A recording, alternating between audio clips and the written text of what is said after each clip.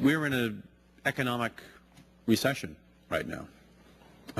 Our energy policies in the past have not protected us against price spikes or the impact on our economy, our national security.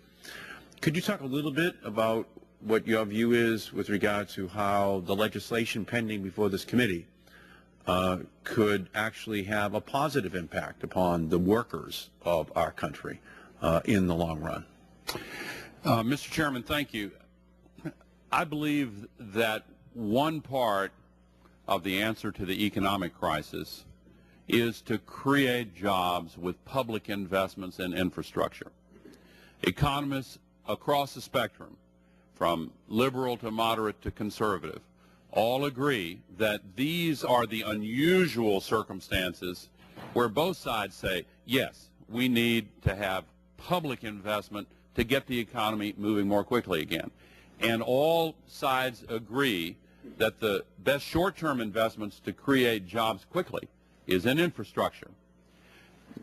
The focus on green infrastructure to lay the foundation for our 21st century economy is the logical place to make those investments. Prior to the current era, the largest surge in economic growth and productivity was the Industrial Revolution. Historians say that one among many reasons for the onset of the Industrial Revolution was the perception in England and Scotland, where it began, that they were running out of trees. And so that gave them an extra impetus to go for the coal. And the new steam engine and the other devices ran on coal.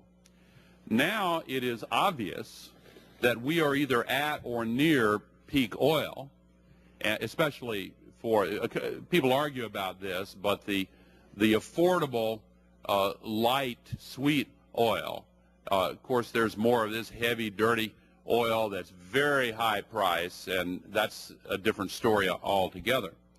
But we are at or near the peak for the oil that dominates the market today.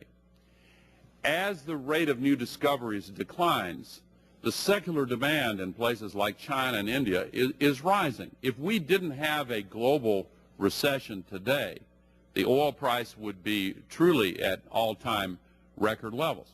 For the last 35 years, since the fall of 1973, when President Richard Nixon responded to the Arab OPEC oil embargo by saying we've got to become energy independent, we have been on a roller coaster with the price going up, delivering body blows to our economy, and just as we summon the political will to do something about it, the price collapses again, and that political will dissipates. As President Obama put it, we've gone from shock to trance. But this roller coaster is headed toward a crash, and we're in the front car. So when you talk about energy prices, remember last summer and what happened then.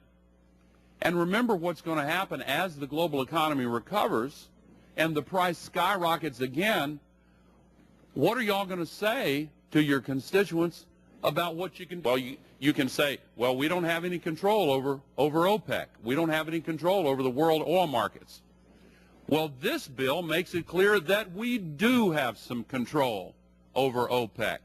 We can form a bipartisan national will to shake off the trance and keep our eyes on the ball and protect the American people from the skyrocketing prices that are in our future if we just do the same old thing and expect the same old results.